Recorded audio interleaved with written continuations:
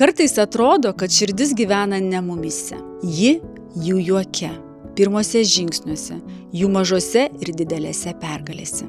Ji kiekviename man pavyko ir apkabinime, kuris sustabdo laiką. Didžiausia dovana mamai – matyti savo vaikus sveikus, laimingus ir užtikrintai einančius savo keliu. Ir visgi, kažkur tarp visų dėl jų tyliai atsiranda ir dėl savęs. Noras jaustis gerai savo kūne, ramiai ir užtikrintai. Mano draugystė su Sapiegos klinika prasidėjo visai netikėtai. Nuo dukros dovanos. Vizito, kuris tapo ne tik rūpesčiu, bet ir priminimu, kad pasirūpinti savimi nėra prabanga.